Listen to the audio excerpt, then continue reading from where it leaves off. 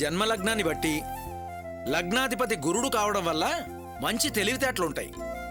ఇక శుక్ర మహాదశ ప్రారంభమైంది కాబట్టి ఈ జాతకానికి ఇక తిరుగులేదు. సకల భోగభాగ్యాలు దక్కే రాజయోగం ఉందండి.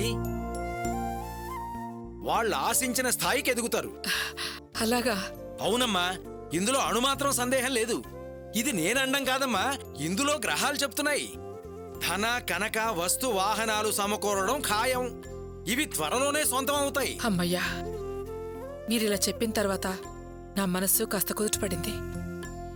తెల్లవారుజామున వచ్చిన కల దగ్గర నుంచి ఒకటే భయం. మనసంతా అల్లకల్లోలంగా ఉంది. రకరకాల పిచ్చి పిచ్చి ఆలోచనలు. ఇప్పుడు మీ మాట విన్న తర్వాత కలవరం తగ్గింది. అమ్మా, కలలు మన కోపతాపాలని బట్టి ఆలోచనల్ని బట్టి వస్తూ ఉంటాయి. వాటి గురించి భయపడకండి. అవును, మీ అమ్మాయి జాతకం తీసుకొచ్చారా? తెచ్చానండి. ఏది?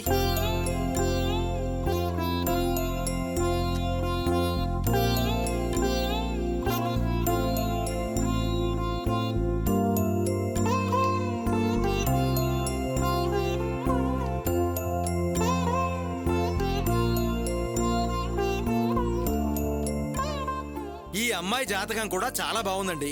తను పుట్టాక మీరు ఆర్థికంగా ఎదుగుండాలే. నిజమేనండి. మా అర్చన పుట్టిన తర్వాతే మేం కాస్త బాగుపడ్డాం. సొంత ఇల్లు కూడా కట్టుకోగలిగాం. తన జాతకమే మీ అల్లుడి ఎదుగుదల కారణం. అంతా ఈ అమ్మాయి జాతక ఫలం. ఈ అమ్మాయి అదృష్టమే అంతా. అది వాస్తవమే. అయితే ఈ అమ్మాయికి సంతాన యోగం సరిగ్గా లేదే. నాకు తెలిసినంత వరకు గర్భస్రావమో పిల్లాడు పుట్టిపోవడమో జరుగుండాలే. అవునండి, రెండూ జరిగాయి. ఇకపోతే ఇద్దరి జాతకాలు పరిశీలిస్తే గొప్పగా ఎదుగుతారు. అందులో అనుమానం ఏమీ లేదు. కాకపోతే శని రాహు కేతు ఇద్దరూ కలిసి అనుభవించేలా కనిపించట్లేదే. అయ్యో, ఏంటండి మీరు వేళ్ళు లెక్క పెడుతున్నారు? అది కాదమ్మా, శుక్రగ్రహాన్ని కేతువు వంకరగా చూస్తున్నాడు. సంసారంలో సఖ్యత సన్నగిల్లే అవకాశాలున్నాయి. ఆ దిష్టి దోషం వల్ల ఎడబాటు వచ్చే అవకాశం ఉందమ్మా. ఆ చెడు గ్రహం ఏమిటో, దాని వక్రదృష్టి ఏమిటో నాకు బాగా అర్థమైందండి. అది ఒక ఆడగ్రహం. దాన్ని నేను చూడగానే అనుమానించాను. ఇప్పుడు మీరు చెప్తున్నారు. కానీ నా కూతురు అల్లుడు అది చాలా గొప్ప సహాయం చేసే గ్రహం అని నమ్ముతున్నారు. అంతా వాళ్ళ కర్మ. ఆ నమ్మకం తప్పు అని నేను నిరూపించలేను. నా మాట వినవే అంటే కన్న కూతురే వినడం లేదు. ఇంక అల్లుడు గారికి ఏం చెప్పను? గ్రహ ప్రభావం అలాగే ఉంటుందమ్మా. వాళ్ళకి ఆలోచన రానియదు, చెబితే వినరు. దాన్నే దోషం అనేది. పరిహారం ఏమీ లేదా అండి? దాని దృష్టి మార్చే యాగం ఏమన్నా ఉందా? డబ్బు కోసం ఉందని చెప్పలేనమ్మా, నివారణ లేదు. విధి ఎలా నిర్ణయిస్తే అలా అనుభవించవలసిందే. జాగ్రత్త పడ్డం ఒక్కటే మార్గం. నచ్చచెప్పి చూడండి. ఇవిగో అమ్మ మీ జాతకాలు.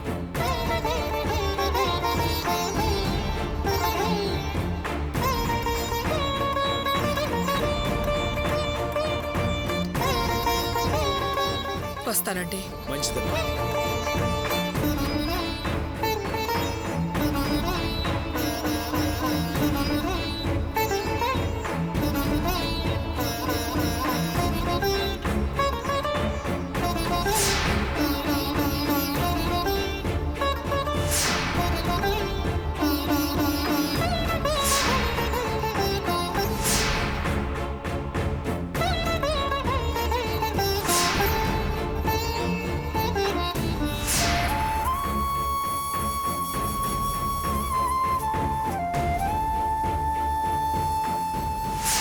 బటన్ నొక్కితే ఆన్ అవుతుంది మేడం. దీంతో మీకు ఏ లెవెల్ టెంపరేచర్ కావాలో సెట్ చేసుకోవచ్చు మేడం. ఈ రిమోట్ తో మీకు ఎలా కావాలంటే అలా ఆపరేట్ చేసుకోవచ్చు. చూడండి మేడం. ఏదైనా కంప్లైంట్ వస్తే ఈ నెంబర్కి ఫోన్ చేయండి మేడం. మరి పేమెంట్ ఇస్తారా మేడం? ఎంతండి? 3500 అండి. ఏసీకి 1500 మేడం. ఫిట్టింగ్ ఛార్జెస్ కేబుల్ 2000, మొత్తం కలిపి 3500 మేడం. రాణి, డబ్బులు తెచ్చివ్వమ్మా. రా వెళ్దాం. వస్తామండి.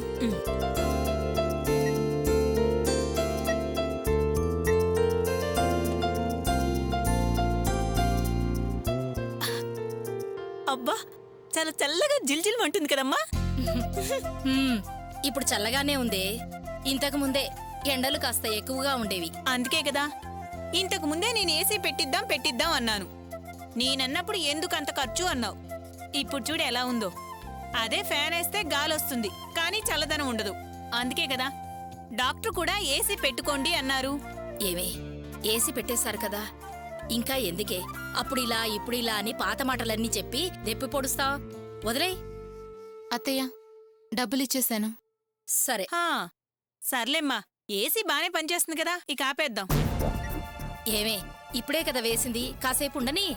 తరువాత కరెంటు బిల్లు అంతైంది ఇంతైందని నా మీద చిందులేస్తే కుదరదు. ఓ పని చేద్దామమ్మా, రాత్రిపూట ఏసీ వాడదాం, సరేనా? పదండి పదండి, హాల్లోకి వెళ్దాం. నడు పదమ్మా.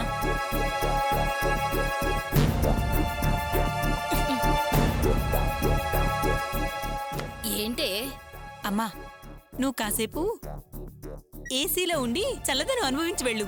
అదేంటి, నువ్వే కదా రాత్రిలు మాత్రం ఏసీ వాడదాం, పగలు రాత్రైతే కరెంటు బిల్లు ఎక్కువ అవుతుందన్నావు, మళ్ళీ ఇలా అంటావే? అబ్బా, నీతో మట్టి బుర్రమ్మా. మనం ఏసీ పెట్టించుకుంది మనం అనుభవించడానికే, ఆ దరిద్రపు గొట్టి దానికోసం కాదు. అందుకే అలా అన్నాను. నువ్వేమో దాన్ని పిలిచేలా ఉన్నావు. అమ్మా, రండి, కూర్చోండి. పర్వాలేదమ్మా, ఒకసారి మీ అత్తయ్య గారిని పిలుస్తారా? అత్తయ్యా, అత్తయ్యా! రండి.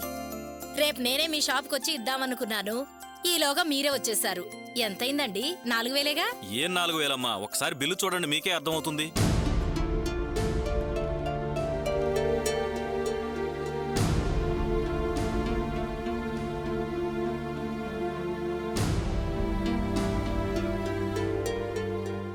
ఏమిటండి ఇది? 16,250 రూపాయలైందా? ఈ బిల్లు మాదేనా లేక ఎవరిదైనా మార్చి మాకిస్తున్నారా? అలా ఏం లేదమ్మా, బిల్లు మీదే, కరెక్ట్ గా చూసే తీసుకొచ్చాను. ఏమిటండి, మేం 16,250 రూపాయల కిరాణా వాడామా? రెగ్యులర్ గా 4000 బిల్లే కదా అయ్యేది. మా ఇంట్లో ఫంక్షన్ కూడా ఏం జరగలేదే, మీరేంటి ఇంత బిల్లేసుకొచ్చారు?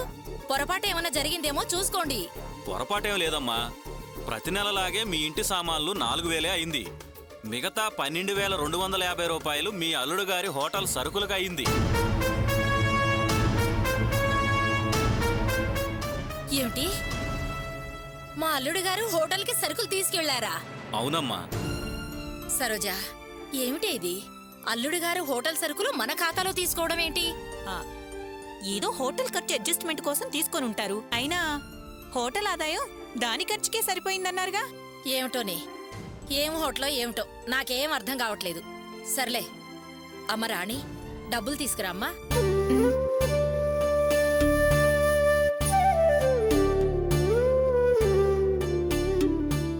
ఇదిగోండి అత్తయ్య. ఇవ్వమ్మా.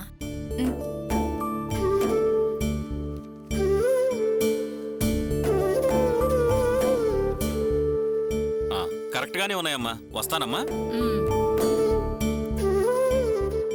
అత్తయ్య, ఏసీకి 3,500, కిరాణా షాప్కి 16,250, మొత్తం 19,750 రూపాయలు ఖర్చయింది. అంటే 25,000లో ఇంకా 5,250 రూపాయలే మిగిలాయి. ఏమిటి, 5,250 రూపాయలే మిగిలాయా? అటు ఆకాష్కి ఉద్యోగం లేదు, మరో సంపాదన లేదు. ఈ నెల ఎలా గడవాలి? 5,250 రూపాయలున్నాయి కదా.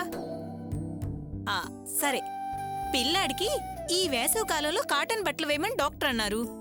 రేపెళ్ళి ఆ బట్టలు తీసుకొచ్చేద్దాం. అసలు 5,250 రూపాయలే ఉన్నాయి. ఈ నెల ఖర్చులు ఎలా అని నేను ఆలోచిస్తుంటే బాబుకు కాటన్ బట్టలంటావేంటి? అదేంటమ్మా అలా అంటావు?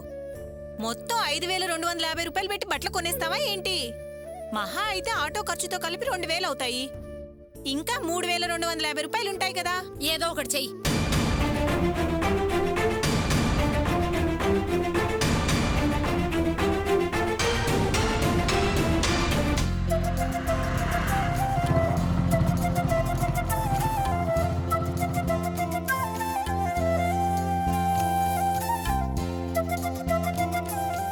ఆకాష్, ఏంటి హ్యాపీగా ఉన్నావు? జాబ్ దొరికిందా?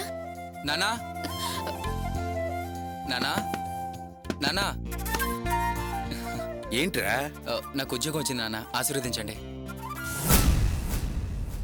దీర్ఘాయుష్మాన్ భవ. చాలా సంతోషం రా.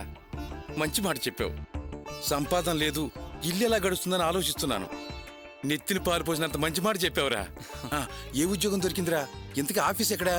బిహెచ్ఎల్లో నాన్న. బిహెచ్ఎల్ చాలా దూరం కదరా? దూరమే నాన్న, కానీ పోయిన జాబ్ కన్నా ఇక్కడ శాలరీ ఎక్కువ, అందుకే ఓకే అన్నానా. అలాగా, సరే ఎప్పుడు జాయిన్ అవుతున్నావు? రేపే వెళ్ళి జాయిన్ అవుతున్నా నాన్న. నాన్న నేను వెళ్ళి కాస్త ఫ్రెష్ వస్తానా? అలాగేరా.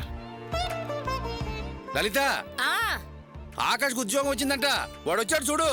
సరే నాకు కాస్త కాఫీ పట్టరా. అలాగేనండి. ఆకాష్, బిహెచ్ఎల్ చాలా దూరం కదా, రోజు బైక్ మీద వెళ్ళి రావడం రిస్క్ కదా, బ్యాక్ పెయిన్ రావచ్చు. అవును, ఆ కంపెనీ బ్రాంచ్లు ఏవి దగ్గరలో లేవా? ఏంటి ఎక్కడ లేని ప్రేమ ఒలక వస్తూ వేస్ట్ మాటలు మాట్లాడుతున్నావు? ఉద్యోగాలు ఏవి ఇంటి పక్క దొరకవు. వెళ్ళి నీ పని ఏదైనా ఉంటే చూసుకో.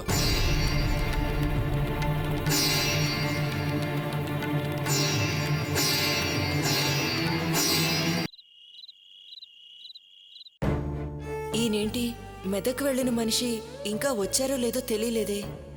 పొద్దుననగా వస్తానన్నారు. నేనేమో వంట కూడా చేయలేదు. ఏంటినా ఒక్క ఫోన్ అయినా చేయొచ్చు కదా. పోనీ నేను చేద్దామంటే బాను కూడా లేదు. ఏం చేయాలి? అర్చన, రామ్మా రామ్మా. అర్చన ఉండు, కుర్చీ తీసుకొస్తాను. కుర్చీలు అవి ఏవి వద్దు. ఏం చెప్పాలో ఎలా చెప్పాలో తెలియటం లేదు. నీ జీవితం కష్టాలు పాలు కాకూడదని ఆదుర్దాతో వచ్చానమ్మా. ఏంటమ్మా వచ్చిన వెంటనే బాధపడుతూ మాట్లాడుతున్నావు? అసలు నీ సమస్య ఏంటి? నువ్వు బాధపడేది నందిని గురించేనా? అవునమ్మా, దాని గురించే. నాకొచ్చిన కల గురించి చాలా కంగారుగా ఉందమ్మా. అందుకే ఏం చేయాలో తెలియక ఇలా వచ్చాను. ఏంటమ్మా కళ అది ఇది అని కంగారు పడుతూ నన్ను కూడా కంగారు పెడుతున్నావు? అయినా ఇలాంటి విషయాలు మాట్లాడడానికి అయితే ఇక్కడికి రావద్దని ముందే అన్నాను. నేనే అర్థం కాని ఆలోచనలతో ఉక్కిరిబిక్కిరి అవుతున్నాను. ఇంకా నన్ను బాధ పెట్టకమ్మా. సర్లే, నువ్వు కూర్చో, నేను వంట చేసి పెడతాను. ఇప్పుడేం వద్దు తల్లి. నేనేదన్నా నీ మీద ప్రేమతోనే కదమ్మా అంటాను. నిన్ను అనవసరంగా బాధ పెట్టడానికి నేనేమైనా పరాయి మనిషినా? నీ కన్న తల్లినమ్మా. మీరు సంతోషంగా ఉండాలని ఆశపడే మొట్టమొదటి మనిషినమ్మా నేను. కావచ్చమ్మా, నువ్వు నా మీద ప్రేమతోనే అనొచ్చు. కానీ ఇవన్నీ విని బాధపడాల్సింది నేను. అయ్యో అర్చన, అసలు నేను ఎందుకు చెప్తున్నానో చెప్పేదేమిటో కాస్త జాగ్రత్తగా వినమ్మా. నిన్న నన్ను ఏమి మాట్లాడినివ్వకుండా ఇంటికి పంపించేశావు. నేను అదే ఆలోచనతో ఇంటికి వెళ్ళగానే పడుకున్నాను. తెల్లవారుజామున ఒక పెద్ద పీడకలొచ్చిందమ్మా. భయపడిపోయి వెంటనే వెళ్లి జ్యోతిషుని కలిశాను. ఆయన ఏమన్నారో తెలుసా? అమ్మా, నీకు కలలు రావడం ఏమీ కొత్త కాదు కదా. నీకు కలలొస్తాయి, నువ్వు ఆ జ్యోతిష్యుడి దగ్గరికి వెళ్తావు, అతనేదో చెప్తాడు, నువ్వు నమ్మి భయపడతావు. ఈ విషయాలన్నీ నా దగ్గర చెప్పకమ్మా. అలా అనకమ్మా, దయచేసి నేను చెప్పేది విను. ఇదిగో నీ జాతకం, అల్లుడి గారి జాతకం తీసుకెళ్లి జ్యోతిష్యుడికి చూపించాను. ఆయన అన్ని పరిశీలించి నాకొచ్చిన కల నిజమైన కావచ్చు అని చెప్పారమ్మా. నా గుండె లెవిసిపోతున్నాయి. ఇప్పుడేం చేయాలో అర్థం కావడం లేదు. అమ్మా, కలొచ్చింది అని నన్నెందుకమ్మా ఇబ్బంది పెడుతున్నావు? అసలు నీకు వచ్చిన కలేంటి? మా ఆయన నందిని మెళ్ళో తాళి కట్టినట్టు కలగన్నావా? ఒక విధంగా అలాంటిదేనమ్మా. ఏంటమ్మా నువ్వనేది? అవునమ్మా, అసలు నాకొచ్చిన కలేమిటో తెలుసా? నిండు గర్భిణిగా నువ్వు తల మీద గంప పెట్టుకుని తార్ రోడ్డు మీద పనిచేస్తున్నట్టు, కళ్ళు తిరిగి కింద పడిపోయినట్టు, ఆ రోడ్ రోలరు నీ మీద నుంచి వెళ్ళినట్టు భయంకరమైన కల వచ్చిందమ్మా. ఉలిక్కిపడి లేచాను. అందుకే జాతకాలు తీసుకుని జ్యోతిష్యుడి దగ్గరికి పరిగెత్తాను. నీ జాతక యోగం వల్ల మీ ఆయన చాలా గొప్ప స్థానానికి ఎదుగుతారట. కార్లు, బంగ్లాలు అన్నీ సమకూరుతాయట. కానీ అవన్నీ అనుభవించడానికి ఆయన పక్కన నువ్వు ఉండవు అని చెప్పారమ్మా. ఆ మాటకి నా గుండెల్లో రాయి పడ్డట్టయింది. అలా జరగకుండా ఉండడానికి దారి ఏమైనా ఉందా అని అడిగితే దేవుణ్ణి ప్రార్థించడం తప్ప మరో దారి లేదు అని చెప్పారమ్మా. తట్టుకోలేకపోయాను. అందుకే నిన్ను చూడాలని ఇక్కడికి పరిగెత్తుకొచ్చేశాను. అమ్మ అర్చన, ఆ నందిని నమ్మకు. ఎలాగైనా ఆ పిల్లని మీ ఆయన నుంచి దూరం చెయ్యి. అంతేకాదమ్మా, మీ ఆయన్ని ఏవో దుష్టశక్తులు వెంటాడుతున్నాయట. ఆ దుష్టశక్తి ఆ నందినే అమ్మా. నా మాట నమ్ము తల్లి. పైగా ఆ రాక్షసి మీ ఆయన్ని పెళ్లికి ముందే వల్లో వేసుకుందట. ఇప్పుడు కాస్త పచ్చగా ఉండేసరికి మళ్ళీ వెనకాల పడి తిరుగుతోంది. దాని ప్రవర్తన నీ సంసారాన్ని నాశనం చేసేలా ఉందమ్మా. నీ జీవితాన్ని ఎలాగైనా నువ్వే కాపాడుకో తల్లి. అర్చన, అత్తయ్య గారు, మీరేంటి ఈ టైంలో వచ్చారు? ఇంట్లో ఏదైనా ప్రాబ్లమా? ఏం లేదు, ఊరికే వచ్చాను. బాగున్నారండి? ఉమ్, ప్రియా పిల్లాడు బాగున్నారా? ఆ, మావయ్య గారు, బావా? ఉమ్. ఏంటండి అదోలా ఉన్నారు? ఏమైంది? అబ్బే ఏం లేదు, బాగానే ఉన్నాను. అర్చన, ఆ, నేను వచ్చే ముందు నువ్వు అత్తయ్య గారు గొడవ పడ్డారా? ఆ, అలాంటిదేం లేదు. అవును, మీరెప్పుడొచ్చారు? తర్వాత చెప్తాను గాని, ఇదిగో నీకోసం కొత్త సెల్ ఫోన్ కొన్నాను. అలాగే ఈ చీర కొన్నాను. ఇది మామూలు చీర కాదు, ఆ, బెనారస్ చీర. నేను నందిని కార్ పని పూర్తి చేసుకుని తిరిగి వస్తుంటే భోజనాలకని ఒక చోట ఆగాం. ఆ పక్కనే చాలా పెద్ద షాప్ కనిపించింది. అక్కడ బెనారస్ చీరలు చాలా ఫేమస్ అంట. అందుకని నీ కోటి నందిని కోటి కొన్నాను. ఎలా ఉంది అత్తయ్య గారు? ఆ, అర్చన, లాభం వస్తే నీకేదో ఒకటి కొనాలనుకున్నాను. అలాగే నందిని కూడా అర్చనకి తప్పకుండా కొను గోపి అంది. మంచి సలహా ఇచ్చింది, అందుకే కొన్నాను. అలాగే నందిని మనకి చాలా సహాయం చేసింది కదా. 10 కార్లు అమ్మడానికి చాలా హెల్ప్ చేసింది. అందుకని నందినికి ఒక బంగారం చైన్ కూడా కొన్నాను అర్చన.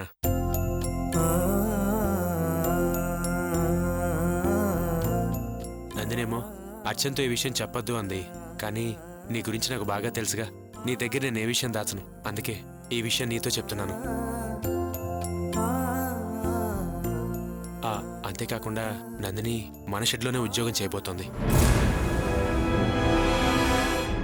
అది కాదమ్మా, శుక్రగ్రహాన్ని కేతువు వంకరగా చూస్తున్నాడు. సంసారంలో సఖ్యత సన్నగిల్లే అవకాశాలున్నాయి. ఆ దిష్టి దోషం వల్ల ఎడబాటు వచ్చే అవకాశం ఉందమ్మా.